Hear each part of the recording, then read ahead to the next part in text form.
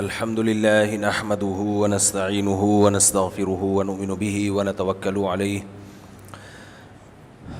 ونعوذ بالله من شرور أنفسنا ومن سيئات أعمالنا من يهده الله فلا مضل له ومن يضلل فلا هادي له ونشهد أن لا إله إلا الله وحده لا شريك له ونشهد أن محمدًا عبده ورسوله صلی اللہ تعالی علیہ وعلى آلہ وأصحابہ وبارک وسلم تسلیما کثیرا کثیرا اما بعد فاعوذ باللہ من الشیطان الرجیم بسم اللہ الرحمن الرحیم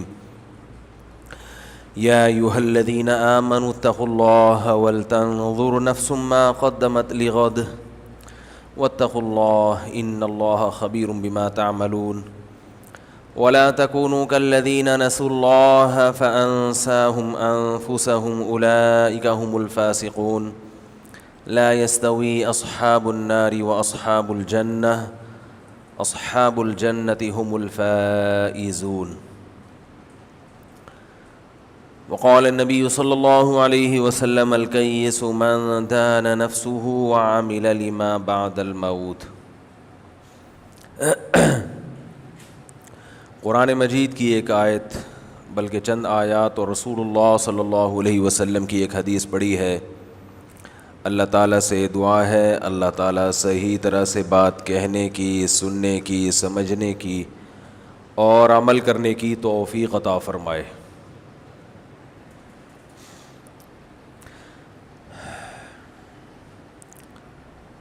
مختلف مہینوں میں مختلف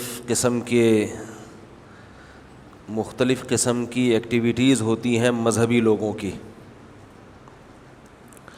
ابھی محرم چل رہا ہے،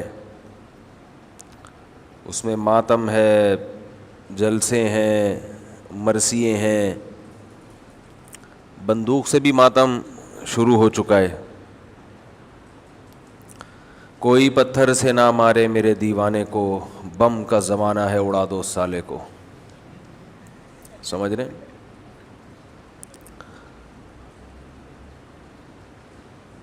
تو پتہ نہیں کیا ہوتا چلا جا رہا ہے. ہر دفعہ کوئی نئی سے نئی چیزیں آ رہی ہیں. ربیع الاول آئے گا تو اس میں بھی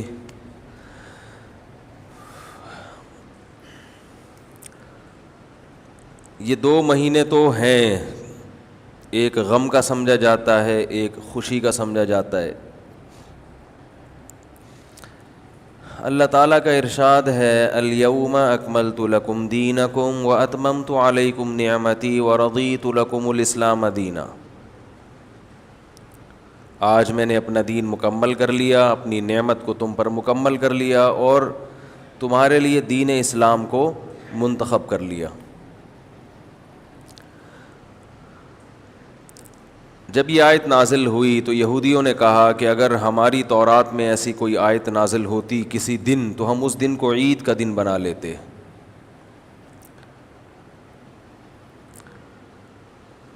مسئلہ یہ ہے کہ انسان جب عملی زندگی سے دور ہوتا ہے تو پھر وہ اس طرح کی ایکٹیویٹیز میں زیادہ دلچسپیاں لیتا ہے. جو عمل کرنے والے ہوتے ہیں ان کے پاس تو وقت ہی نہیں بچتا. ایسا امیج ہم نے اسلام کا دنیا میں قائم کر دیا ہے کہ اسے دیکھ کر کوئی غیر مسلم ہماری طرف کبھی بھی مائل نہیں ہوگا. کچھ دن پہلے ایک غیر مسلم ادارہ تھا جس سے میرا تھوڑا سا ایک واسطہ پڑا. زیادہ ڈیٹیل میں نہیں جاؤں گا. ان کے معاملات کی میں نے صفائی دیکھی تو مجھے بڑی خوشی ہوئی. میں نے کہا دیکھو یہ لوگ جب کسی سے کوئی ایگریمنٹ کرتے ہیں، کوئی معاملہ کرتے ہیں تو 2 چیزوں کا خیال کرتے ہیں. ایک تو ایگریمنٹ کو مکمل بھی کرتے ہیں، دوسرا یہ اس کا خیال کرتے ہیں کہ جو سامنے والا ہے اسے تکلیف نہ ہو. جو سامنے والا ہے اسے یعنی جس سے آپ کا ایگریمنٹ چل رہا ہے اسے مخمصے میں نہ رکھا جائے. اگر ایک غلط پروسیس ہے تو اس کے مقابلے میں صحیح پروسیس بھی اس کو خود ہی بتا دیا جائے. ہمارے ہاں اداروں میں آپ جاؤ, پہلی بات کسی گورنمنٹ کے ادارے میں جاؤ کہ صاحب ہوں گے ہی نہیں, صاحب ہیں ہی نہیں, آج لیٹ ہیں. پھر صاحب جب آئیں گے تو موڈ اچھا ہوگا تو کام ہو جائے گا, موڈ اچھا نہیں ہے تو کام نہیں ہوگا. پھر اگر آپ کے ڈاکومنٹس مکمل نہیں ہیں تو صرف یہ بتا دیا جائے گا کہ یہ ڈاکومنٹس مکمل نہیں ہیں, جاؤ یہاں سے. بہت ہی اچھا ہوگا تو یہ بتا دے گا یہ پیپر بھی لگا دو ساتھ میں. لیکن جیسے آپ کسی کو ایڈریس بتاتے ہیں نا, ایک ایڈریس بتانے کا طریقہ یہ ہوتا ہے اتنا صاف طریقے سے بتایا جائے گویا اس کو منزل تک پہنچا دیا جائے. اور ایک یہ ہوتا ہے یہاں سے, یعنی یہ ٹرخانے والا کام. معاملات ہمارے بالکل بھی صاف نہیں ہیں. ہر آدمی ایسا لگتا ہے جیسے ٹھگے گا آپ کو, آپ لوگوں کے علاوہ. کسی سے بھی معاملہ کرو نا تو ایسا لگتا ہے کہ یہ ابھی آپ کو کاٹے گا. اور افسوس کی بات یہ ہے کہ یہ چیز دینداروں میں بھی آ گئی ہے. حضرت حکیم الامہ مولانا اشرف علی تھانوی رحمہ اللہ تعالیٰ نے ایک کتاب لکھی ہے آداب معاشرت, رہن سہن کے آداب. وہ ساری زندگی ایک ہی بات کو لے کر افسوس کرتے رہے ہیں کہ مسلمان معاملات میں صاف نہیں ہے. اور وہ ایک بات کہا کرتے تھے, یہ جو حدیث میں آتا ہے نا, المسلم من سلم المسلمون من لسانہ و یدہ, مسلمان وہ ہے جس کی زبان اور ہاتھ سے دوسرے مسلمان محفوظ رہیں, اس کی زبان کے شر سے بھی اور اس کے ہاتھ کے شر سے. دو ہی تو, ہاتھ سے مراد ہے عمل. جب کوئی عمل کیا جاتا ہے تو ہاتھوں کا حوالہ دیا جاتا ہے, یہ میرے ہاتھوں کی کمائی ہے. ایک دفعہ پنجاب میں ایک صاحب مجھے ملے, انہوں نے کہا یہ جو ہاکس بے کی سڑک ہے میں نے اپنے ہاتھوں سے بنائی ہے. تو وہ ٹھیکیدار تھے, وہ پروجیکٹ ان کو حکومت کی طرف سے ملا تھا, تو انہوں نے کہا یہ میں نے اپنے ہاتھوں سے, حالانکہ ہاتھوں سے تو نہیں بنائی. تو ہاتھ سے مراد کیا ہے؟ عمل. تو حدیث کا مطلب یہ ہوا کہ آپ کی زبان کے شر سے بھی دوسرا محفوظ رہے اور آپ کے عمل کے شر سے بھی دوسرا محفوظ رہے. ایسا کوئی کام نہ کیا جائے جس سے دوسرے کو تکلیف ہو, اور ایسی کوئی بات نہ کی جائے جس سے دوسرے کو تکلیف ہو. بات کرنے کا اسٹائل اگر ایسا ہے جس سے دوسرے کو تکلیف ہو رہی ہے تو یہ بھی آپ کے کاموں میں داخل ہے, یعنی آپ ایسا کام کر رہے ہیں جس سے دوسرے کو, بولو بھائی, تکلیف ہو رہی. بعض دفعہ بات اچھی ہوتی ہے, اسٹائل اچھا نہیں ہوتا. تو حکیم الامہ حضرت مولانا اشرف علی تھانوی رحمہ اللہ تعالیٰ فرمایا کرتے تھے کہ جو نیک لوگ ہیں نا, ایک طبقہ تو وہ ہے جو اس کا خیال ہی نہیں کرتا کہ آپ کے بات سے یا کام سے دوسرے کو تکلیف ہو رہی ہے کہ نہیں ہو رہی, بھاڑ میں جائے ہمیں کیا, بلکہ وہ صبح و شام تکلیفیں پہنچاتے رہتے ہیں. جیسے گاڑی غلط پارک کر دی, صبح و شام واسطہ پڑتا ہے ایسے لوگوں سے. کہیں جا رہے ہو, بائک والا ایسی دم نکال کے, وہ بائک کی دم روڈ کے بیچ میں آ رہی ہوگی, اب اس نے راستہ تو چھوڑا ہوا ہے مگر اتنی ٹینشن سے آدمی وہاں سے گاڑی گزارتا ہے کہ جیسے موت کے کنویں میں چلا رہا ہے. بہت اس میں بیلنس رکھنا پڑتا ہے نا. تو بھائی تو جب بائک کھڑی کر رہا تھا تھوڑا سا دیوار سے چپکا دیتا اس کو. میں جب حضرت مفتی رشید احمد صاحب رحمہ اللہ تعالیٰ کے پاس گیا پہلی مرتبہ, تو میں جس چیز سے سب سے زیادہ متاثر ہوا, پارکنگ کا طریقہ. مریدوں کو پارکنگ کا طریقہ سکھاتے تھے وہ ٹھیک ہے نا. ذرا سی کسی نے گاڑی دائیں بائیں پارک کی یا صحیح طرح دیوار سے چپکائی نہیں, اس کی شامت آتی تھی کہ تمہیں تمیز نہیں ہے زندگی گزارنے کی, تم کیوں ایسے. میں حیران ہوا کہ یار اس ٹائپ کے مولوی تو جو مشہور ہیں ہم جیسے نالائق. تو ہمیں پتہ چلا بھائی مولوی تو بہت اچھے ہیں, ہم ہی گھر میں بیٹھے رہے ہیں تو ہم کبھی علماء کے پاس گئے ہی نہیں. ہم نے اپنے جیسے چند نالائق دیکھے, ان سے ایک امیج ہم نے ایک قائم کر لیا کہ سب اسی طرح ہوتے ہیں. ہمارے حضرت کے جو خلیفہ تھے, نائب تھے, ان کے ہاں جب میں ان کی مسجد میں نماز پڑھنے کے لیے جاتا تو اپنی بائک کنارے پہ کھڑی کرتا تو وہ بندہ بھیجتے کہ دیکھو صحیح طرح پارک کی ہے کہ نہیں کی. ہمیں عادت نہیں تھی بائک کھڑی کرتے ہوئے بالکل دیوار سے چپکائیں, یہ عادت کسی کو بھی پاکستان میں نہیں ہے. تو وہ یہ دیکھتے تھے, پھر وہ کہتے تھے کہ اس کو بالکل دیوار سے چپکا دو. ہمیں یہ ایسا لگتا تھا جیسے تقوی کا وہ مقام ہے جہاں تک بڑے بڑے بزرگان دین بھی نہیں پہنچے, کیونکہ جب روڈ کھلا ہوا ہے, ہم نے موٹر سائیکل اس طرح سے پار کی ہے کہ روڈ پہ گزرنے کی جگہ ہے تو بس کافی ہے نا. تو وہ فرماتے تھے کافی نہیں ہے, کھلی ڈلی جگہ ہونی چاہیے گزرنے کے لیے. بہت مشکل ہے بھائی یار, ایک تو چھوڑ چکا ہوں, پھر غیر اختیاری طور پر مس کالیں آ جاتی ہیں. یہ میں ملفوظ چھوڑ رہا ہوں نا, بہت مشکل ہے سمجھانا. تو اتنی جگہ ہونی چاہیے کہ آرام سے گزر جائے نا آدمی. اور دو گاڑیاں اکٹھی آ گئیں تو کیسے گزریں گی, ایک کو ریورس کرنا پڑے گا. اور اگر کوئی سامنے والا متکبر نکلا تو وہ ریورس نہیں کرتا, وہ کہتا تو پیچھے ہو, وہ کہہ رہا میں پیچھے نہیں ہو سکتا, پھڈا. تو میں حیران ہوا کہ یہ کیسے, یعنی سلیقہ اتنا تھا کہ جب گاڑی کو پارک کرتے تھے ہمارے شیخ تو اس کے ٹائر مڑے ہوئے نہیں چھوڑتے تھے. جیسے ہوتا ہے نا ادھر کو ٹائر ہیں یوں جا رہے ہیں, بالکل سیدھا. ٹھیک ہے, اس کو سلیقہ کہتے ہیں. یہ بہت ہی اوپر کی چیزیں, ابھی ہم یہ افورڈ نہیں کر سکتے. ہم اتنا ہی کر لیں کہ ٹیڑھی میڑھی کھڑی کر دیں مگر لگائیں بالکل دیوار کے ساتھ.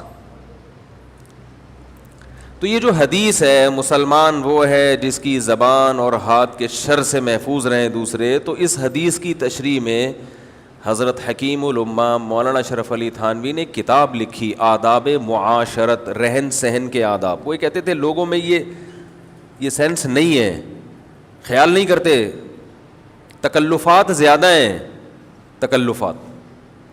دیکھو ایک چھوٹی سی بات ان کی بتاتا ہوں جس سے پتہ چلے گا وہ کتنے ان چیزوں میں اللہ نے ان کو فکر دی تھی, ذہانت دی تھی. وہ کہتے ہیں جب بھی کوئی گھر میں مہمان آئے سب سے پہلے واش روم کا پتہ بتاؤ اس. بعض دفعہ انسان شرم میں قضائے حاجت روک کے بیٹھا ہوتا ہے, وہ گھر والوں سے کہہ نہیں پاتا.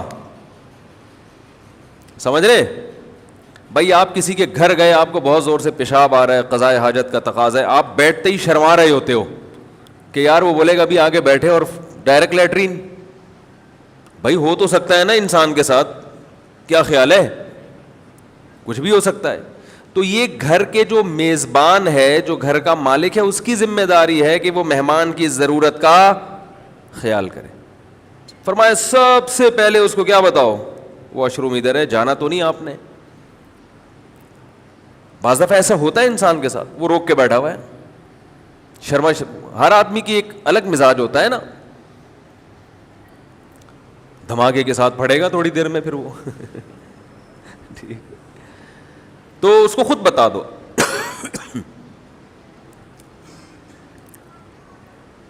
تو وہ فرمایا کرتے تھے کہ یہ جو حدیث ہے, اچھا آداب معاشرت میں انہوں نے اسی طرح کی چیزیں لکھی ہوں, کتاب خرید لیں کہیں سے, بہت کام آئے گی انشاءاللہ, کہ لوگ کن چیزوں میں خیال نہیں کرتے دوسروں کا.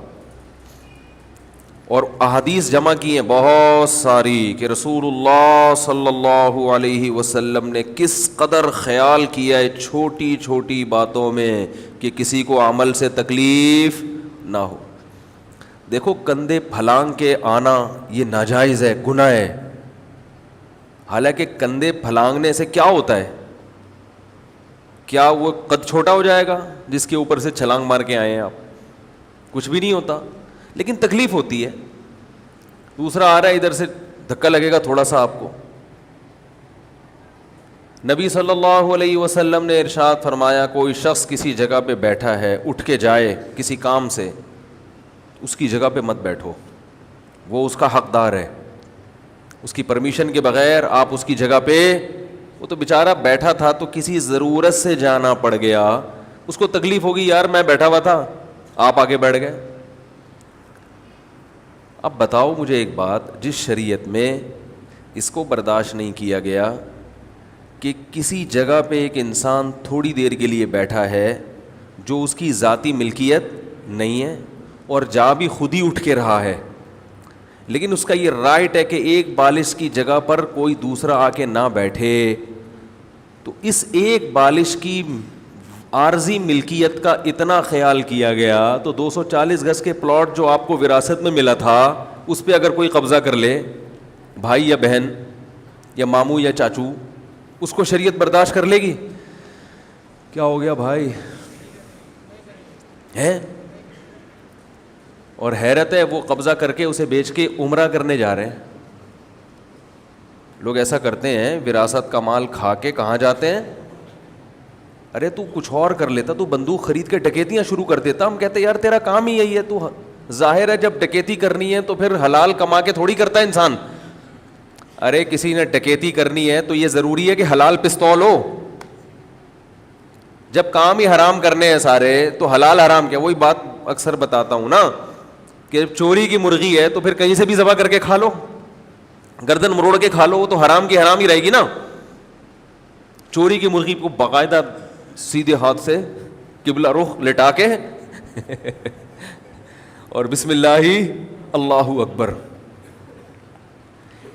یہ ہو رہا ہے مارکیٹ میں. کئی لوگوں کو میں جانتا ہوں حرام کھا کے سیدھا گئے کہاں؟ عمرہ کرنے. انہی حرام پیسوں سے گھپلے کیے, چندوں میں گھپلے, بہن کی وراثت میں گھپلے, اور جا رہے ہیں. تو حکیم الامہ نے بہت ساری مثال, میں یہ بتا رہا تھا, دیکھو اتنی سی جگہ پہ قبضہ کرنے کی اجازت نہیں دی کیونکہ اس سے انسان کو تکلیف ہوتی ہے, آپ اس کی جگہ پہ آگے بیٹھ گئے.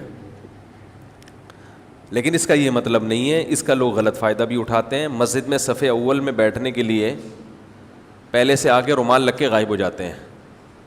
یہ رومال جو ہے نا, کوئی اس سے پلاٹ الاٹ نہیں ہو جاتا, وہ تو آگے بیٹھا ہوا ہو, پھر کسی کوئی وقتی ضرورت ہو, واش روم جانا ہے, ناک صاف کرنی ہے, تو پھر تو ٹھیک ہے. کیونکہ بعض جگہوں پہ یہ بھی ہم نے دیکھا ہے, تراویح میں بہت ہوتا ہے, مغرب میں آئے رومال ڈال کے چلے گئے. اب کوئی وہاں بیٹھ ہی نہیں سکتا, یہ حضرت جی کی جگہ ہے, یہ غلط ہے, سب کا برابر حق ہے. ہمارے شیخ حضرت مفتی رشید احمد صاحب نے رحمہ اللہ نے حرم میں ایک بڑا دلچسپ واقعہ دیکھا, آگے بتایا. وہ بعض جگہ ایسے ہوتا ہے نا, مسجد حرام میں اگلی صفوں میں جگہیں فکس کر لی جاتی ہیں, وہ کرتے ہیں سیکیورٹی کے لحاظ سے کہ ایسا ہر آدمی کو اجازت دے دی جائے تو بعض دفعہ خطرہ ہوتا ہے کوئی دہشت گرد نہ آ گیا ہو.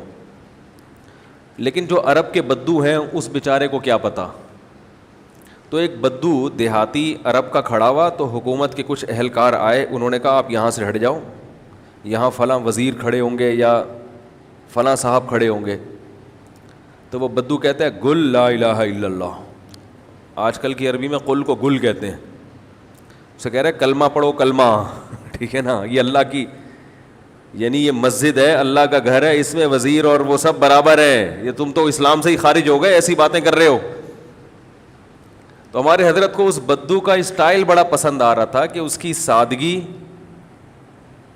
اور اس کا ایمان, کہ وہ بار بار یہ الفاظ جب بھی اس کو وہ ہٹانے کی کوشش کر رہے شرطے, وہ کہہ رہے ہیں گل لا الہ الا اللہ, کلمہ پڑھو کلمہ. اللہ کا گھر ہے جہاں جو مرضی کھڑا ہو جائے. تو بار بار نا حضرت کو اس کے انداز پہ بڑا اچھا لگ رہا تھا کہ وہ اس کو کلمہ پڑھا کے گویا یہ شو کر رہا ہے کہ تم تو اس مسلمان ہی نہیں رہے, تم ایسی الٹی باتیں کر رہے ہو. تو یہ جو بدو ہوتے ہیں نا, ان کو بات سمجھانا اونٹ کو رکشے میں بٹھانے سے زیادہ مشکل ہے. تو وہ یہ فرمایا کرتے تھے, وہ آداب معاشرت کتاب میں انہوں نے بہت ساری مثالیں لکھی ہیں کہ لوگ کس طرح سے دوسروں کو اذیت دیتے ہیں. اس میں انہوں نے ایک بات لکھی ہے, یہ بات فرمائی ہے, یہ تھوڑی گاڑی اردو ہے, پھر میں اس کو آسان الفاظ میں انشاءاللہ اس کی تشریح بیان کروں گا. وہ یہ فرمایا کرتے تھے کہ عدم قصد ایذا یہ کافی نہیں ہے, قصد عدم ایذا ضروری ہے. مشکل اردو ہے, ابھی انشاءاللہ اس کی تشریح کرتے ہیں. عدم کا مطلب نہیں, قصد کا مطلب ارادہ, ایذا کا معنی تکلیف دینا. فرمایا کہ ہم جب کسی کو تکلیف دیتے ہیں, کوئی ہمارے عمل سے کسی کو تکلیف ہوتی ہے, تو ہم یہ کہتے ہیں بھائی میرا ارادہ تکلیف دینے کا نہیں تھا, غلطی سے ہو گیا. قصد نہیں تھا, قصد نہیں تھا, ارادہ نہیں تھا. فرمایا اتنا کافی نہیں ہے مسلمان بننے کے لیے. جیسے ہم بہت سے اعمال کر رہے ہوتے ہیں غلطی سے, بھائی غلطی سے ہو گیا, ہمیں تو پتہ ہی نہیں چلا. تو فرمایا کرتے تھے کہ اس بات کا اہتمام ضروری ہے, قصد ہونا چاہیے تکلیف نہ پہنچانے کا, پہلے سے ارادہ ہو. صبح جب گھر سے نکلیں تو یہ ارادہ کر کے نکلیں کہ میرے کسی عمل سے دوسرے کو تکلیف, بولو بھائی, نہ ہو. کوئی ایسا کام میں نہ کروں جس سے تکلیف ہو, ورنہ غلطی سے تو تکلیفیں ہی دے رہے ہیں نا. جو غلط پارکنگ کرتا ہے وہ یہ نیت کر کے تھوڑی کرتا ہے کہ میں یوں گاڑی کھڑی کر رہا ہوں تاکہ دوسرا آئے تو وہ مصیبت میں پڑ جائے.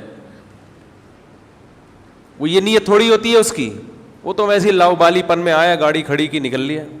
اب دوسرا آگے پاؤں پاؤں پاؤں بجایا جا رہا ہے, وہ بندہ ہی نہیں مل رہا, یا وہ رگڑتا ہوا جا رہا ہے گاڑی کو. تو اس بات کا اہتمام ضروری ہے کہ آپ کوئی ایسا عمل تو نہیں کر رہے جس سے دوسرے کو, بولو بھائی, عزیز.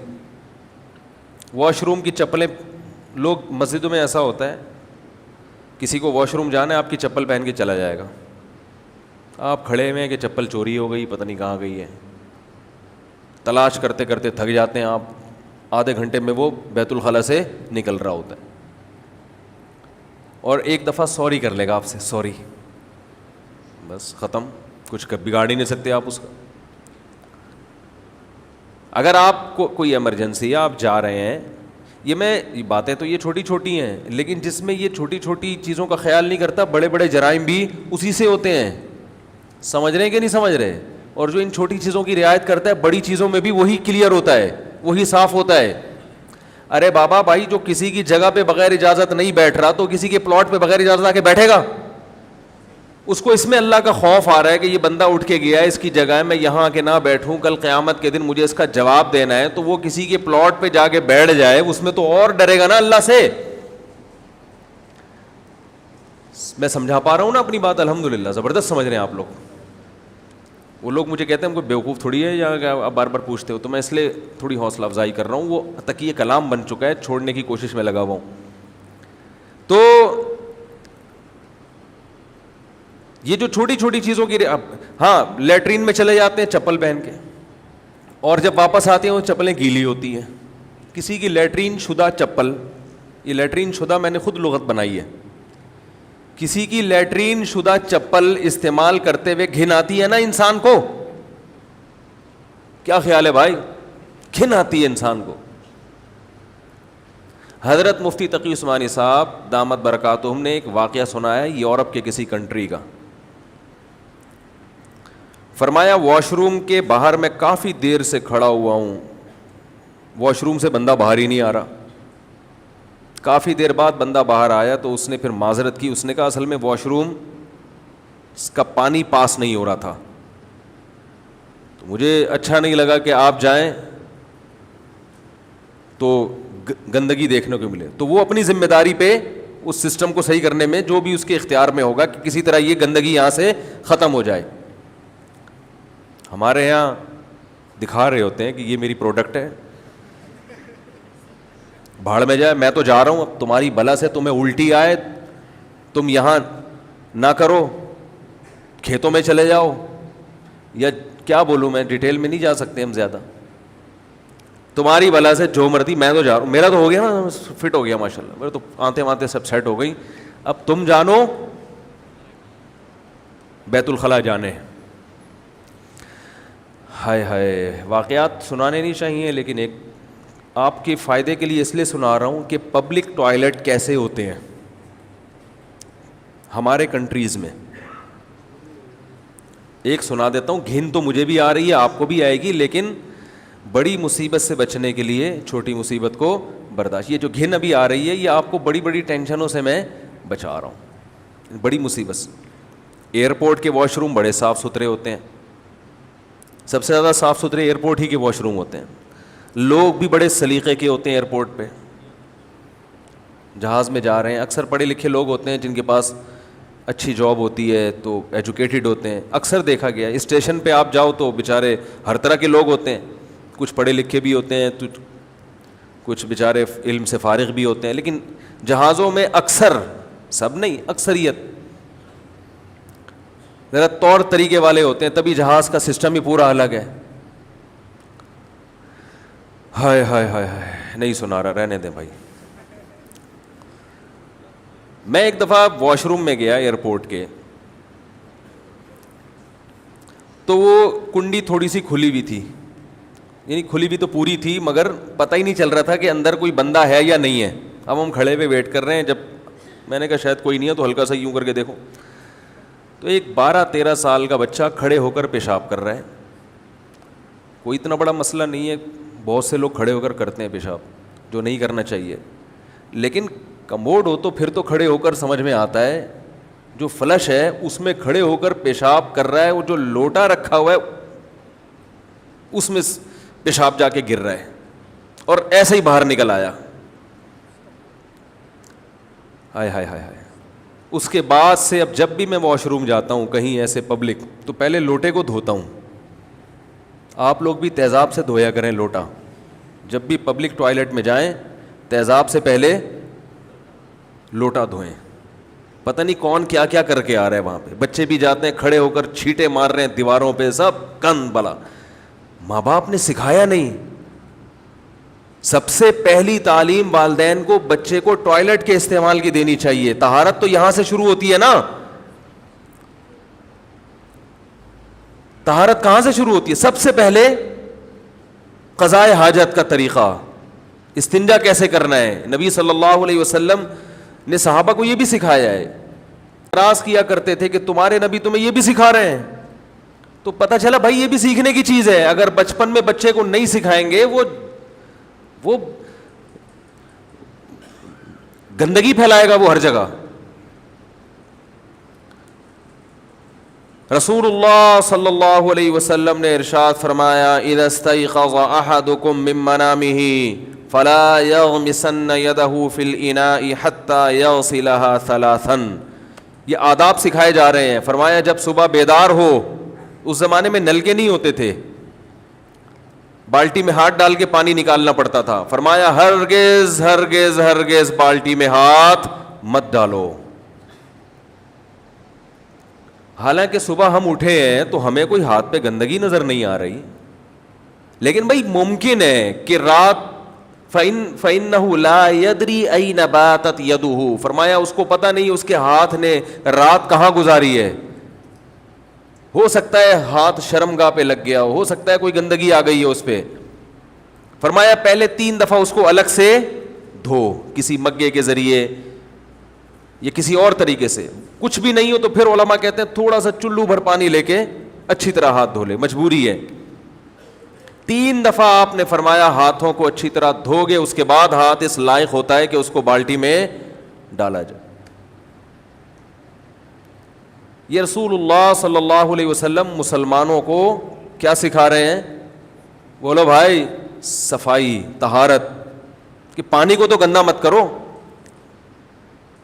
اور یہ کھڑے ہو کر ادھر ادھر چھینٹے جا رہی ہیں, اور وہی پینٹ چڑھا کے, نہ کوئی استنجا, وہی پیشاب کے قطرے بھی ٹپک رہے ہوں گے. اور بچہ بھی پڑھا لکھا لگ رہا تھا. ڈریس سے لگ جاتا ہے نا کہ تھوڑا سا بھائی ڈریسنگ سے بھی کچھ محسوس سا ہو جاتا ہے کہ کچھ شاید کسی اچھے اسکول میں پڑھا ہو, لیکن نہیں, تمیز نہیں. والدین اگر بچپن میں بچے کو سکھا دیں تو سوال ہی پیدا نہیں ہوتا بچہ ایسی حرکت کرے. تو بہت معذرت چاہتا ہوں, اتنا گندا واقعہ میں نے سنایا, لیکن یہ بتانے کے لیے کہ جو پبلک ٹوائلٹ ہیں ان میں بہت احتیاط کیا کریں. اب لوٹے کو نہ دھوئیں جا کے, وہمی نہ بنے, لیکن یہ کہ احتیاط کیا کریں. کچھ بھروسہ نہیں ہے کیا ہو رہا ہے. یہ جو بھنگی بیچارے ایئرپورٹ کے باہر ہوتے ہیں نا, جو ہر وقت صاف کر رہے ہوتے ہیں, ان کی 1 دن کی چھٹی کر دو. ایک دن کی چھٹی کر دو, پھر دیکھو حال کیا ہوگا واش رومز کا, پھر دیکھو حال کیا ہوگا. 1 گھنٹے کی ہاں چھٹی کر کے دیکھو, پھر دیکھو حالات کیا ہوں گے. قوم میں سب کی بات نہیں, بار بار بتا رہا ہوں بھائی آپ لوگ کے علاوہ, قوم میں واش روم کو استعمال کرنے کا سلیقہ نہیں ہے. بات سے بات چلنے کے لیے تو تھوڑی سی گندی باتیں اور بھی کر لیتے ہیں, کیا کریں. ہمارے حضرت تو صفائی کے بہت زیادہ خیال کیا کرتے تھے. ہمیں یاد ہے ایک طالب علم واش روم سے باہر آیا تو ہمارے حضرت کے خلیفہ تھے, نائب تھے, ان کو واش روم جانا تھا, وہ گئے تو واپس آ گئے ایک دم. انہوں نے کہا بھائی اس کو صاف تو کرو.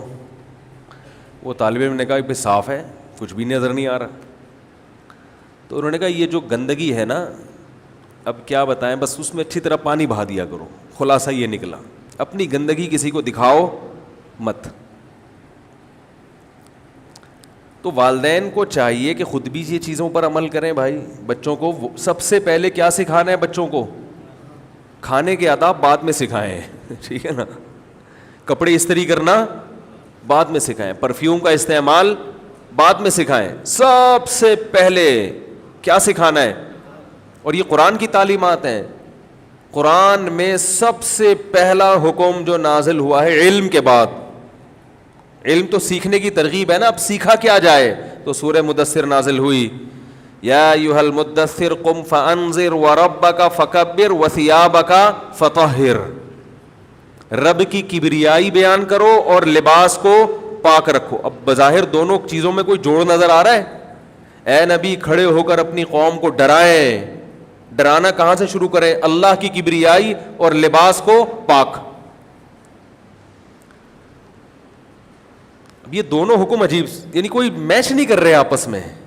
وَرَبَّكَ فَكَبِّرْ, اے نبی کھڑے ہو جائیں. ہوا کیا تھا, جب پہلی سورت نازل ہوئی ہے اقرأ بسم ربک الذی خلق, اے محمد صلی اللہ علیہ وسلم پڑھیے اپنے رب کے نام سے جس نے پیدا کیا. خلق الانسان من علق, اقرأ وربک الاکرم الذی علم بالقلم علم الانسان ما لم یعلم. انسان کو قلم سے سکھایا, وہ کچھ سکھایا جو وہ نہیں جانتا. تو پڑھنے کی اور علم کی فضیلت نازل ہوئی تاکہ سیکھنے کا جذبہ پیدا ہو. جذبہ نہیں ہوگا تو پھر کیا کپڑے پاک رکھنے کا حکم, ناپاک, یہ سب چیزوں سمجھ میں نہیں آئیں گی نا. یہ بھی تو نالج ہے نا, علم ہے بھائی. ارے بھائی نالج صرف اس کو نہیں کہتے آپ کو پانی کا فارمولا آتا ہو. آج کل نالج اسی کو بولتے ہیں. اس کے بعد بندے کے پاس بڑی نالج ہے, اس کو پتہ ہے کہ اگلے الیکشن میں کون آئے گا, کہتے ہیں نا. تو نالج, علم کی جو فضیلت وارد ہوئی ہے اس میں سب سے پہلی چیز کیا بیان ہوئی ہے, نبی صلی اللہ علیہ وسلم جب یہ سورت نازل ہوئی تو آپ پریشان ہو گئے, خوف زدہ ہو گئے, کیونکہ وحی کا بوجھ تھا بہت زیادہ, اللہ کا کلام تھا. گھر آئے, اپنی زوجہ حضرت خدیجہ رضی اللہ تعالی عنہا کو بتایا. انہوں نے فرمایا کہ کلا, یہ شیطان نہیں ہو سکتا, یہ اللہ کی طرف سے کوئی فرشتہ ہے, کیونکہ آپ غریبوں کے کام آتے ہیں, آپ کی ساری زندگی اچھی گزری ہے, اچھے لوگوں کے ساتھ شیطانی تصرفات نہیں ہوتے. آپ صلی اللہ علیہ وسلم پر خوف کی اتنی کیفیت اور آپ کو اتنی شدید سردی لگ رہی تھی. حدیث میں آتا ہے, بخاری مسلم کی احادیث ہیں, کہ انتہائی شدید, مدینہ میں بہت سخت سردی پڑتی ہے, جو حضرات سردیوں میں مدینہ رہے ان کو اندازہ ہوگا. انتہائی شدید سردی میں جب آپ پر وحی نازل ہوتی تھی تو آپ شدید پسینے سے شرابور ہو جایا کرتے تھے. اتنا بوجھ ہوتا تھا آپ صلی اللہ علیہ وسلم پر وحی کا. تو بھائی نبی صلی اللہ علیہ وسلم کو شدید سردی, آپ کی طبیعت خراب, آپ چادر اوڑھ کر لیٹ گئے, اور یہ آپ نے معمول بنایا. قرآن مجید کی آیات نازل ہوئی, یا ایھا المدثر, اے اوڑھ لپیٹ کر سونے والے, قم, کھڑا ہو جا, آپ کو اللہ نے آرام کے لیے پیدا نہیں کیا. قم فانذر، ڈراؤ لوگوں کو. کس بات سے ڈراؤ؟ کہ بھئی آزمائش کے لیے پیدا ہوئے ہیں، ایک مقصد ہے.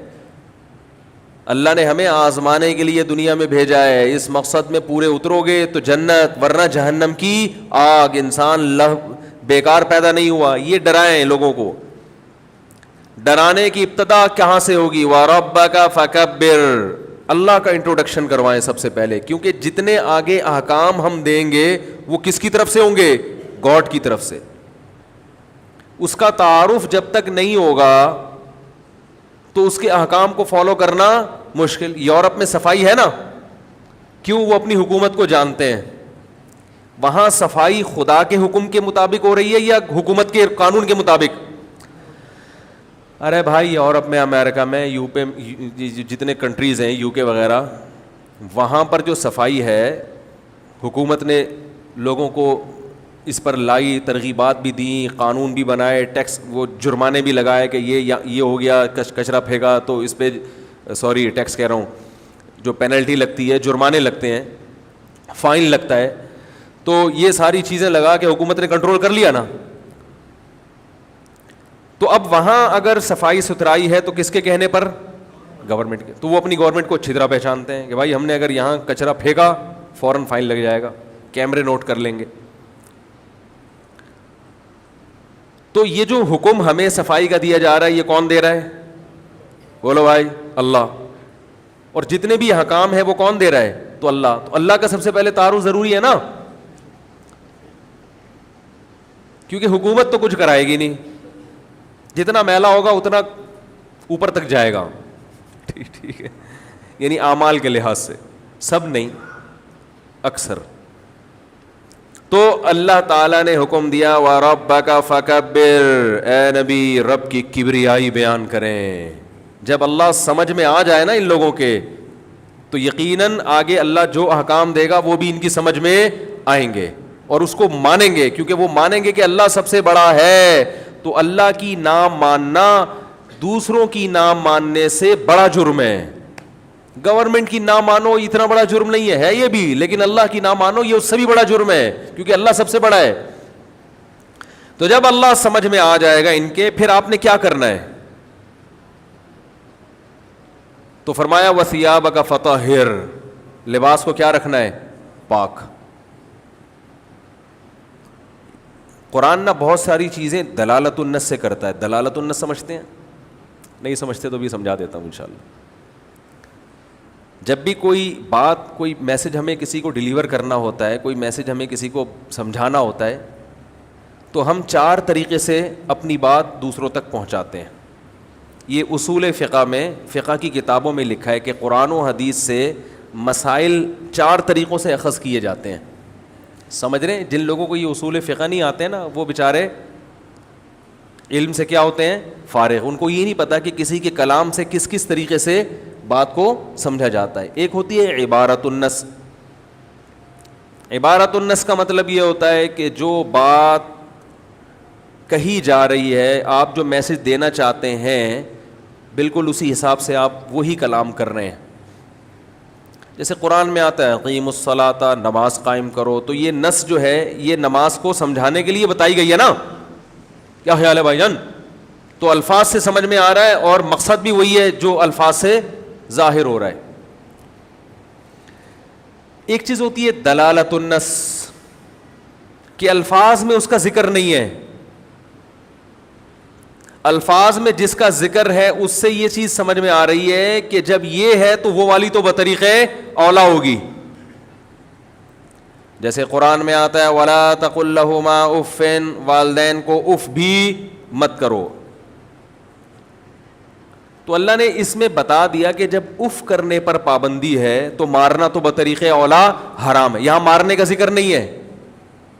اب کوئی پاگل اٹھ کے کہ قرآن میں مارنے کا تو کہیں بھی نہیں ہے، اف کی بات ہے، تو ہم اسے کہیں گے تم قرآن حدیث کے علاوہ کوئی اور کام کر لو تو تمہاری صحت کے لیے زیادہ مفید رہے گا. یہ جو حدیث میں آتا ہے کہ انسان جب مر جاتا ہے تو 3 چیزیں باقی رہتی ہیں. ولد صالح یدعو لہ، نیک اولاد جو دعا کرے، علم ینتفع بہ، جو علم چھوڑ کر گیا ہے وہ، اور صدقہ جاریہ، اور کیا؟ صدقہ جاریہ. اسی طرح حدیث میں آتا ہے کہ صحابیہ نے عرض کیا یا رسول اللہ میری والدہ کا انتقال ہو گیا، کیا میں ان کے لیے صدقہ کروں؟ آپ نے فرمایا ضرور، تو ان کو فائدہ ہوگا. اب بعض حضرات اس پہ یہ اشکال کرتے ہیں کہ حدیث میں صرف میت کے لیے صدقے کا حکم ہے، کوئی اور نیکی کا حکم نہیں ہے، تو جتنا نبی نے کہہ دیا ہم اسی کو مانیں گے، جو نبی نے نہیں کہا ہم اس کو، یہ اپنی طرف سے بدعت ہے.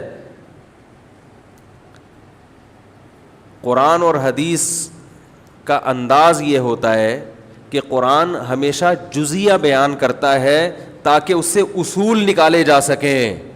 سمجھ رہے؟ قرآن نے کہا اف مت کرو، یہ ایک جزیہ ہے، ایک آرڈر ہے، لیکن اس سے اصول کیا نکلتا ہے کہ جب اف جیسی تکلیف پہنچانا ناجائز ہے تو اف سے بڑی تکلیفیں تو بطریق اولا ناجائز ہوں گی. اس سے یہ اصول نکلتا ہے کہ جب صدقہ خیرات کرنا جائز ہے تو یہ ایک جزیہ ہے، اس سے اصول یہ نکلتا ہے کہ میت کے دنیا سے جانے کے بعد اس کو فائدہ پہنچانے کا سلسلہ ختم نہیں ہو جاتا، اور کسی انسان کے عمل کا مرنے والے کو فائدہ ہوتا ہے. یہ اصول سمجھانے کے لیے صدقے کی مثال دی گئی ہے. سمجھ رہے کہ نہیں سمجھ رہے؟ اس پر اور بہت کچھ ہے کہنے کے لیے، ابھی چونکہ میرا ٹاپک نہیں ہے تو اس لیے میں ضمناً ایک بات آ گئی نا ایک اصول کے تحت، تو اس لیے میں نے بیان کر دی، ورنہ ایصال ثواب کے اور بھی دلائل ہیں. تو دلالت النص اف سے ثابت ہو رہا ہے کہ، اور ایک چیز ہوتی ہے اشارت النص اور ایک ہوتی ہے اقتضاء النص، کہ قرآن میں کوئی کلام ایسا ہے کہ وہ کلام اس وقت تک صحیح قرار دیا نہیں جا سکتا جب تک ایک دوسری بات بھی اس کے ضمن میں آپ صحیح نہ مان لیں، اس کو اقتضاء النص کہتے ہیں. اور ایک چیز ہوتی ہے اشارت النص. یہ ٹاپک نہیں ہے، جلدی سے لپیٹ رہا ہوں تاکہ جو اصل کرنے کی بات ہے وہ رہ نہ جائے. اشارت النص کا مطلب یہ ہے کہ نص کے جو قرآن یا حدیث کے جو الفاظ ہیں وہ الفاظ لانے سے مقصد یہ نہیں تھا، لیکن انہی کے الفاظ سے اشارہ دوسری طرف بھی مل رہا ہے. جیسے امام حنیفہ رحمہ اللہ نے استدلال کیا کہ جب آپ کے ملک پہ غیر مسلم حملہ کر کے قبضہ کر لے اور آپ ہجرت کر کے وہاں سے نکل جائیں تو غیر مسلم ریاست اور ان جو ہے وہ آپ کی پراپرٹی کی مالک بن جائے گی.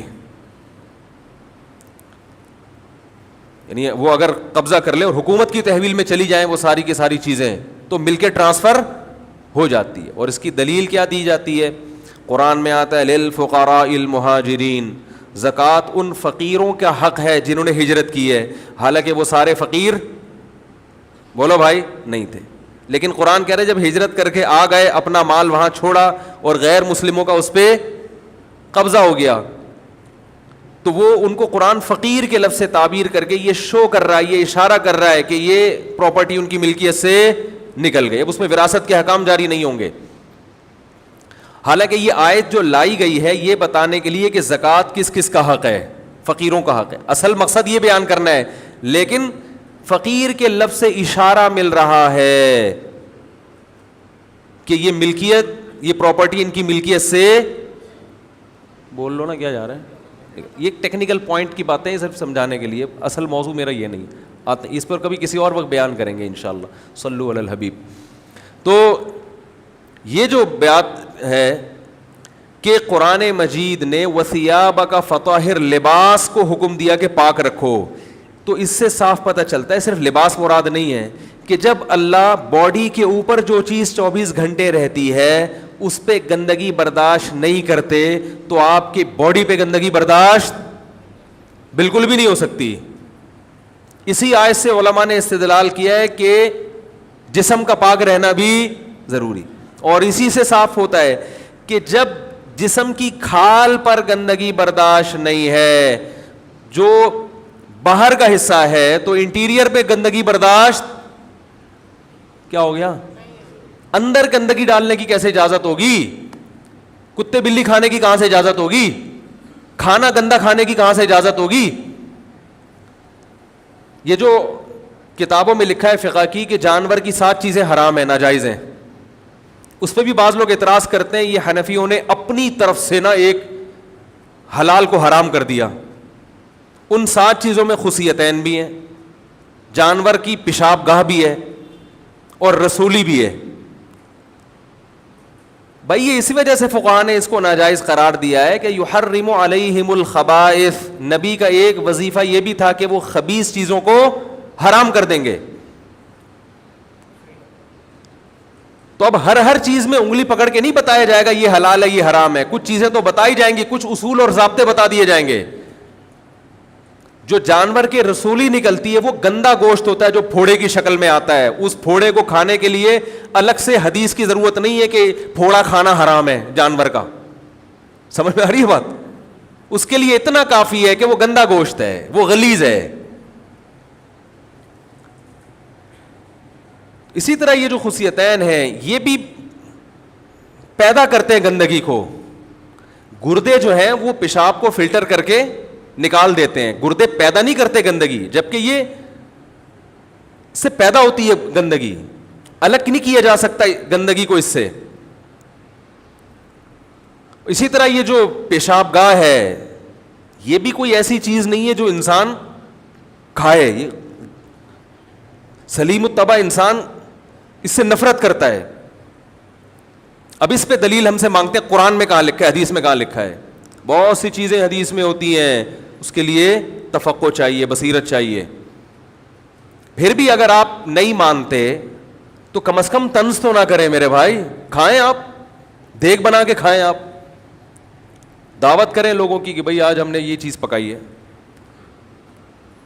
تو طنز نہ کریں. آپ کہیں گے میں بھی تو طنز کر رہا ہوں, تو میں جواب میں طنز کر رہا ہوں کہ جب فقہاء پہ طنز ہوگا, مجتہدین کو بیوقوف قرار دیا جائے گا, تو پھر لا يحب اللہ الجہر بالسوء من القول الا من ظلم. اللہ بری بات کو پسند نہیں کرتے, لیکن جس پر ظلم ہوا وہ دفاع میں کہہ سکتا ہے. اختلافی مسئلہ ہے, بعض مجتہدین کہتے ہیں حلال جانور کی سب چیزیں حلال ہیں, تو ٹھیک ہے ان کی رائے ہے, وہ بھی قابل احترام ہمارے لیے. لیکن اگر امام حنیفہ نے کہہ دیا کہ یہ چیزیں حلال جانور کی بھی حرام ہیں, ناجائز ہیں, تو آپ ابو حنیفہ پہ طنز نہیں کر سکتے, اس لیے کہ آپ کی مینٹل اپروچ وہاں تک پہنچی نہیں ہے. تو آپ یہ کہہ دو بھائی میں ابو حنیفہ کو نہیں فالو کرتا, تو ٹھیک ہے. جو شافعی مسلک کو فالو کرتے ہیں وہ بھی ہمارے بھائی ہیں, وہ ہم پہ طنز نہیں کرتے, ہم ان پہ طنز نہیں کرتے. لیکن جو طنزیہ اسٹائل ہے نا, یہ جہل مرکب کی دلیل ہے. یہ اس کی دلیل ہے کہ آپ جاہل بھی ہیں اور آپ کو یہ پتہ بھی نہیں ہے کہ آپ جاہل ہیں. سمجھ رہے, کم سے کم پتہ تو ہوگا مجھے نہیں آتا کچھ.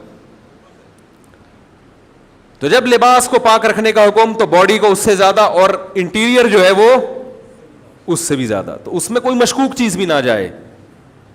جس کے تبھی امام حنیفہ نے اس کو حرام نہیں کہا, مکروہ تحریمی, ناپسندیدہ.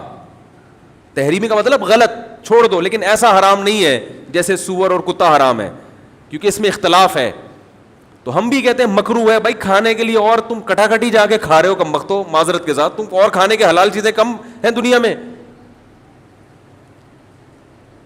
کٹاکٹ میں دونوں قسم کے آتے ہیں, وہ والا کٹاکٹ, تو کچھ اور بھی تو کھا سکتے ہو. تو یہ, اور اس پہ بہت دلائل ہیں, لیکن وہی بات ہے ٹاپک ہی چینج ہو جاتا ہے, پھر میں الگ ہی ٹریک پہ چل نکلتا ہوں. وہ ایسا ہی ہے جیسے آپ لاہور جا رہے تھے, راستے میں پانی کے لیے اترے, اتنا دور چلے گئے کہ سرگودا پہنچ گئے آپ. تو بھائی قریب میں مل گیا تو ٹھیک ہے, نہیں تو واپس آؤ, بیٹھ جاؤ ٹرین میں. تو کوشش میں اب بھی یہی کروں گا, جو ٹاپک ہے اس کو لے کے چلوں. دائیں میں تھوڑا بہت گئے تو واپس ٹرن مارا کھڑکی سے, دوبارہ داخل, پھر آگے چلے. تو گند کھانے کی بالکل بھی اجازت نہیں ہے. یہی وجہ ہے, دیکھو قرآن میں کہیں نہیں لکھا کہ دانتوں کو صاف کریں. میرے علم میں نہیں ہے کہ قرآن میں اللہ نے حکم دیا اے نبی اپنے دانتوں کو ہر وقت صاف رکھیں. لیکن جب رسول اللہ صلی اللہ علیہ وسلم نے جان لیا کہ اللہ کپڑوں میں گندگی برداشت نہیں کر رہے, تو باڈی میں کیسے ہوگی. اور پھر منہ تو جسم کے اندر کا حصہ ہے, اس کو تو اور صاف رکھنا ہے. اتنی کثرت سے مسواک, اتنی کثرت سے, سونے سے پہلے مسواک, صبح اٹھتے ہی سب سے پہلا کام کیا ہے, مسواک. ہر وقت رسول اللہ صلی اللہ علیہ وسلم کے دانت چمک رہے ہوتے تھے. جسم کی صفائی کا اتنا خیال کیا. پہلے زمانے میں کرتے نہیں ہوتے تھے, غربت تھی, ایک چادر اوڑھ لی. جب بھی آپ صلی اللہ علیہ وسلم کوئی بہت اہم دعا کے لیے ہاتھ اٹھاتے ہیں نا خطبے کے دوران, تو صحابہ کہتے ہیں کہ حتیٰ یرا بیاض ابطیہ, کہ ہم نبی صلی اللہ علیہ وسلم کی بغل کی سفیدی دیکھ لیتے تھے. اس سے معلوم ہوتا ہے کہ آپ صلی اللہ علیہ وسلم بغل کے بال ہمیشہ صاف رکھتے تھے, کیونکہ اگر اس میں بال ہوں گے آپ جتنی بھی صفائی کر لیں فوراً پسینہ آ کے وہ پسینہ بالوں میں اٹک جائے گا, اس سے جرم پیدا ہوتے ہیں, جراثیم پیدا ہوتے ہیں. کتنا خیال کیا جا رہا ہے اپنے بغلوں کو صاف رکھنے. آج اگر آپ کسی سے کہیں بھائی یوں کر کے ہاتھ اٹھا کے دعا مانگو, قمیض نہ پہنی ہوئی اس نے, کہے گا کچھ اور کام کہہ لو میرے بھائی, کیونکہ ابھی 6 مہینے پورے نہیں ہوئے. میں 6 مہینے بعد صفائی کرتا ہوں, ابھی 6 مہینے پورے بولو بھائی نہیں ہوئے. ہمارے حضرت تو بہت صاف ستھرے تھے, تو حضرت کے ہاں زمیندار تھے حضرت, تو ایک ٹریکٹر خراب ہو گیا نا, تو وہ حضرت فرماتے ہیں وہ میں نے مزدور کو دیکھا, ہمارے حضرت کی تو صفائی ایسی تھی جو آپ تصور نہیں کر سکتے. وہ تو گندگی دیکھ کے ان کے باقاعدہ طبیعت خراب ہوتی تھی, باقاعدہ. وہ تو گندگی برداشت نہیں ہوتی تھی ان سے, وہ تو طبیعت خراب ہو جاتی تھی ان کی. ہم کہتے تھے انہوں نے زندگی گزاری کیسے ہے. لدھیانہ کے تھے, پنجاب, انڈیا کا پنجاب, وہاں سے ہجرت کر کے. ہم نے کہا وہ کیسے زندگی گزار, پتہ چلا پورا خاندان ہی ایسا تھا, پورے خاندان میں یہ صفائی.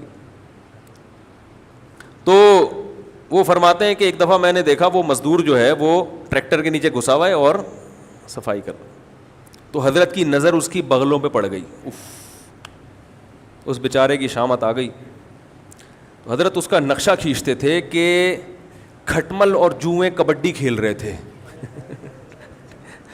زیادہ ہو گئی لیکن یہ کہ جو بھی تھا, یعنی اتنے جراثیم تھے کہ ایسا لگ رہا تھا کہ کھٹمل اور جوئیں کبڈی کھیل رہے ہیں, بس یہ رہ گیا. تو سب سے پہلا حکم قرآن میں کیا نازل ہوا؟ رب کی کبریائی کے بعد کپڑوں کو, لباس کو پاک رکھو, پاک رکھو اپنے لباس.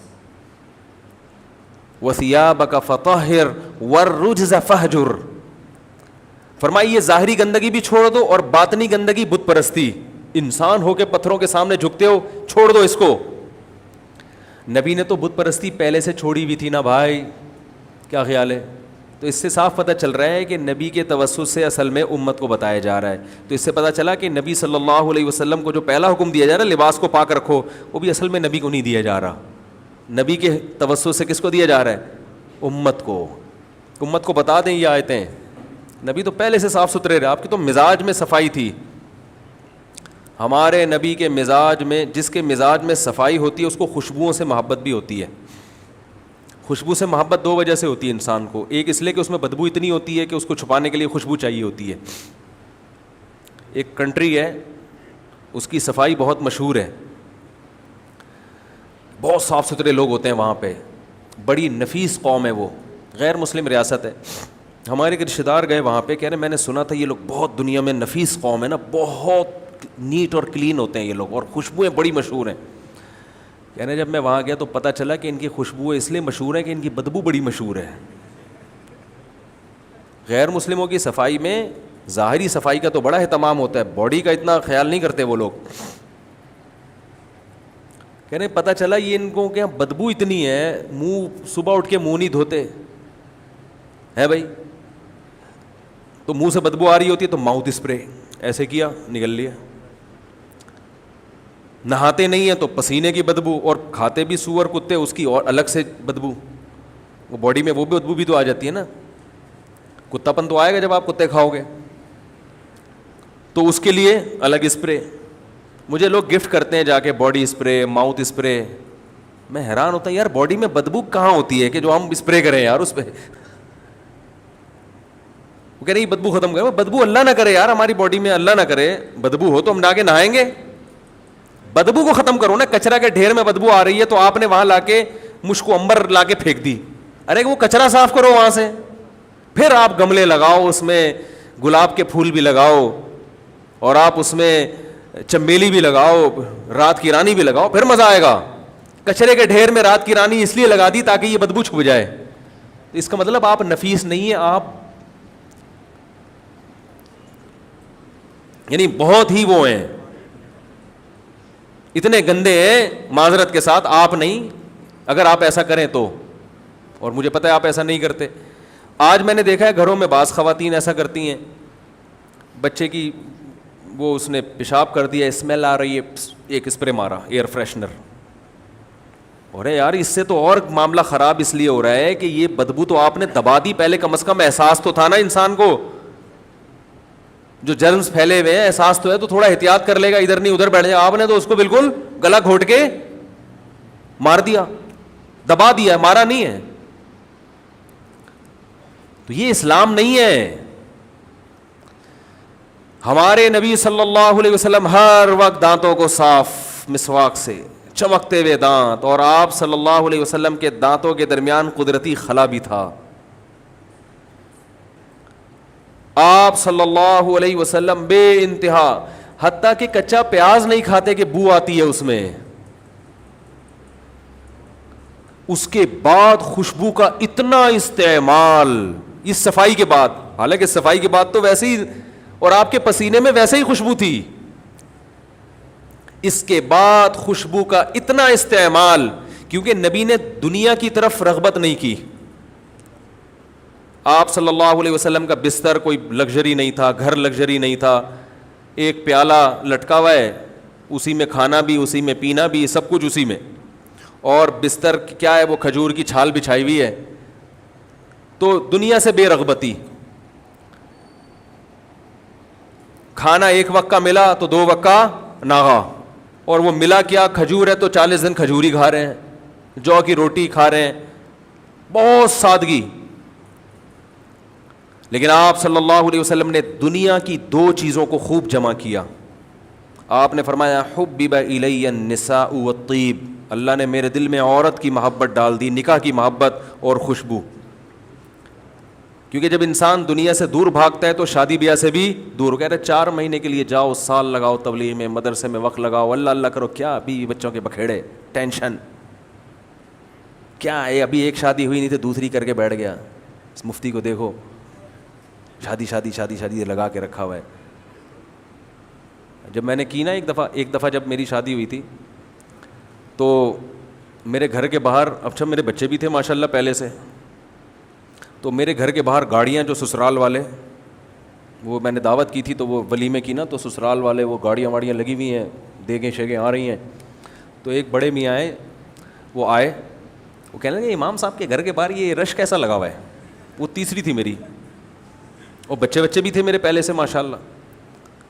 تو انہوں نے کہا امام صاحب نے شادی کی ہے, ایسے سر پکڑ کے نا یوں, اور پھر غصے میں کانپ رہے ہیں, کہہ رہے ہیں ممبر پہ بیٹھ کے بولتے ہیں دنیا مسافر خانہ ہے, ایسے کانپ رہے ہیں باقاعدہ. کہہ رہے ہیں ممبر پہ بیٹھ کے بولتے ہیں دنیا مسافر خانہ, اور حرکتیں دیکھو, حرکتیں, بچے دیکھو ان کی, اور شادیوں پہ شادیاں کرے چلے جا رہے ہیں. تو جو مجھے بتانے والا تھا نا, پوری ان کی نقل کھینچ کے بتا رہا تھا. وہ بات کا ان کا اسٹائل بھی اسی طرح کا ہے. کہہ رہے ہیں ممبر پہ بیٹھ کے بولتے ہیں دنیا مسافر. مقصد ان کا یہ تھا کہ ادھر عیاشیاں لگی ہوئی ہیں, ادھر ممبر پہ آخرت, جنت, جہنم ہے. پلاٹ نہیں خریدو, مکان نہیں بناؤ.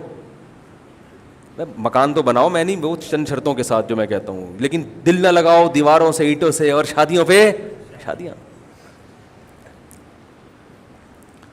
اور شادی بھی کنواری سے کی. تو پہلے میری 2 طلاق یافتہ تھیں, تو پھر جب کنواری تو کنواری کا سن کے میں نے کہا ان کو اٹیک وٹیک نہ ہو جائے, لے جا بھائی گھر میں, مری مرا جائیں گے خم خمیں.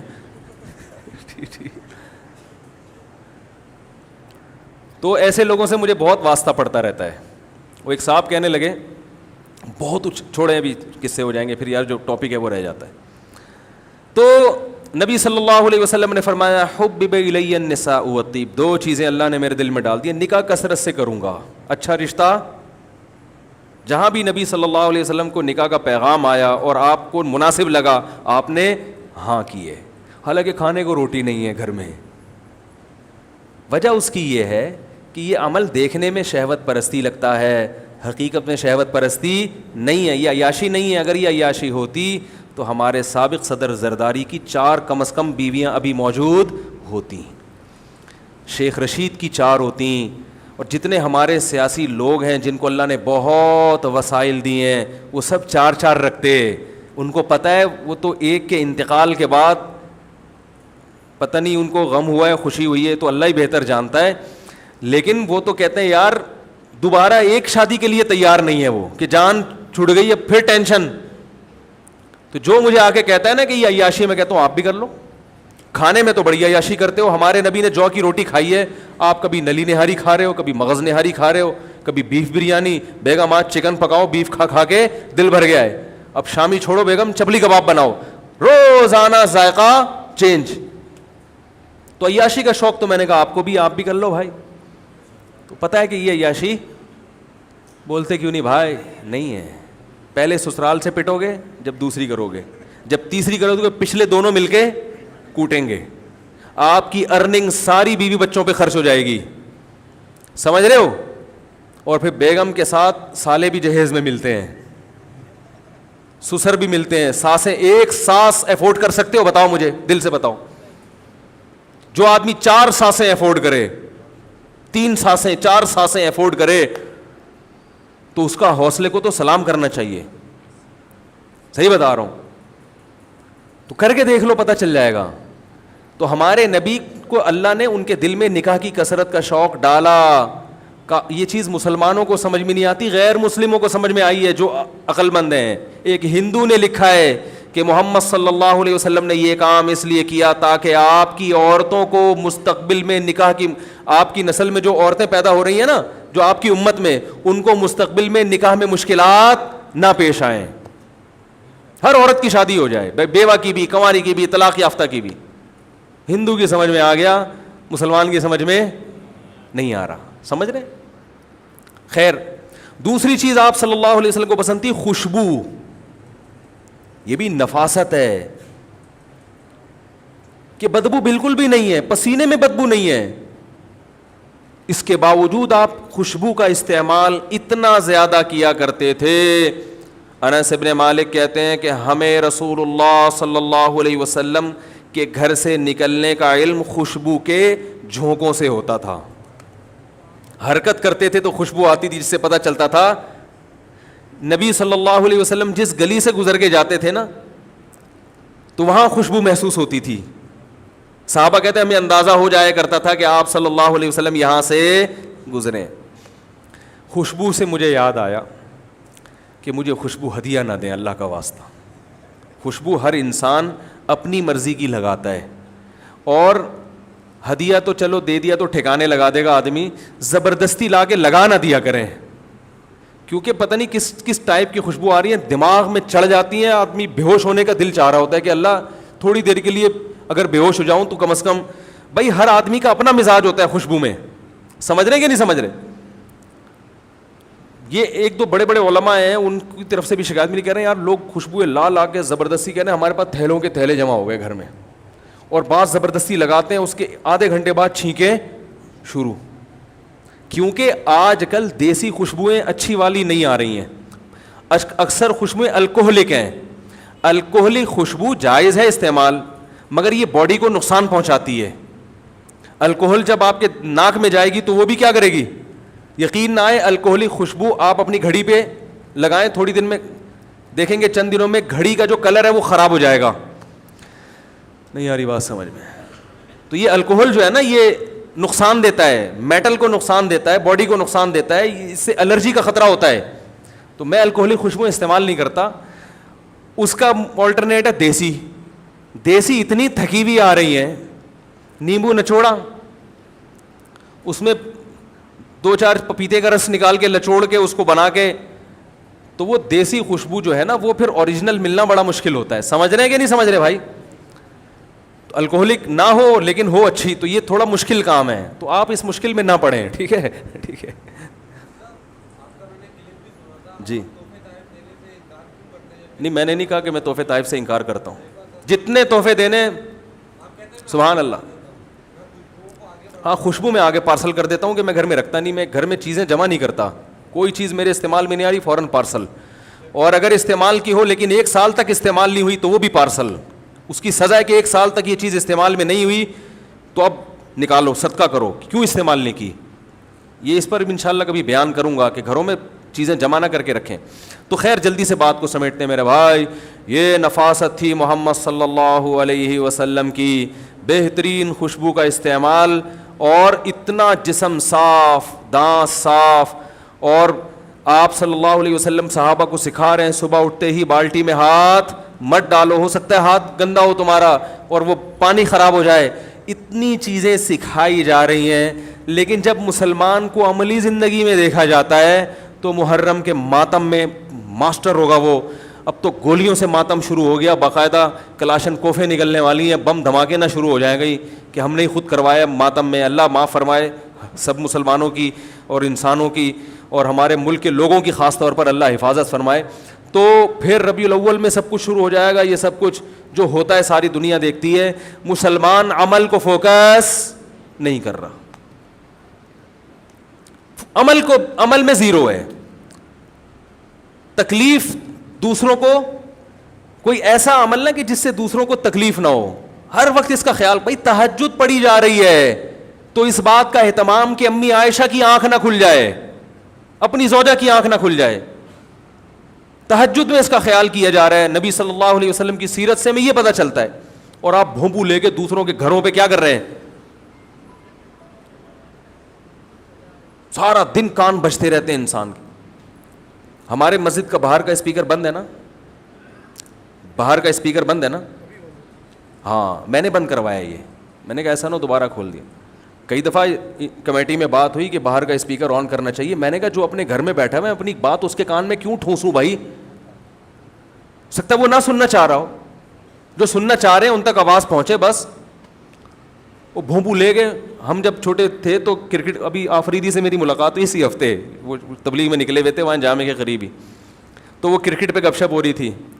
وہ انہوں نے، کسی نے مجھ پہ اشکال کیا کہ مفتی صاحب آپ نے بیان میں ایک دفعہ شاہد آفریدی صاحب کا نام لیا اور آپ کو نام ہی نہیں آ رہا تھا، تو ہم بڑے بدگمان ہوئے آپ سے کہ آپ شاید ڈرامہ تو نہیں کر رہے، اتنے مشہور کھلاڑی کا آپ کو نہیں پتا. میں نے کہا اللہ کی قسم میں ڈرامہ نہیں کر رہا تھا.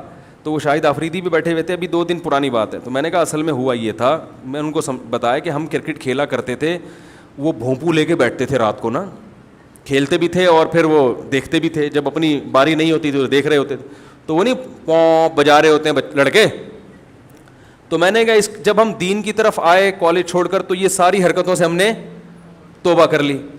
جب توبہ کی ہے تو پھر نسیہ منسیہ ہو گیا، بالکل وہ فائلیں لپیٹ دیں. تو میں نے کہا مجھے پھر اس زمانے کے جو کھلاڑی تھے ان کے تو نام معلوم ہے، اس کے بعد کون آیا کون گیا مجھے اس کا واقعی نہیں پتا. تو یہ میں نے ڈرامہ نہیں تھا، واقعی مجھے نہیں پتا تھا. تو اس لیے یہ کوئی اس کی بات نہیں ہے کہ آپ اتنے مشہور آدمی نہیں ہیں، یہ میرے نالائق ہونے کی دلیل ہے کہ مجھے پتہ ہی نہیں تھا. تو اسی پہ وہ بات یاد آئی کہ وہ بھونپو، ہم اس کو بھونپو کہتے تھے، آج کل پتہ نہیں کیا کہتے ہیں لوگ اس کو. تو بھونپو لے کے نا لوگوں کے گھروں میں دین کے نام پہ بجایا جا رہا ہوتا ہے.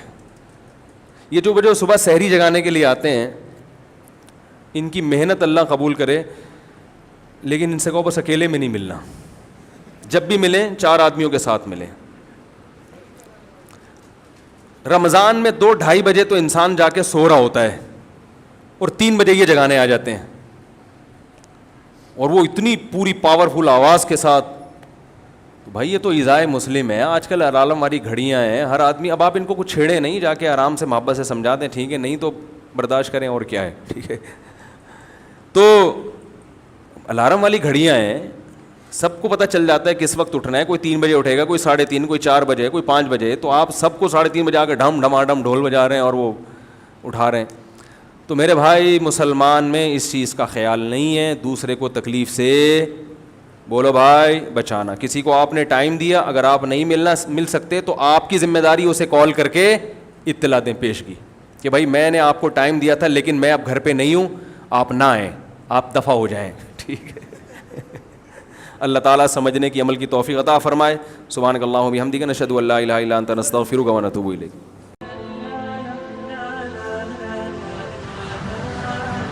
Thanks for watching. Don't forget to like, comment, share and subscribe to Mufti Tariq Masood Speeches channel.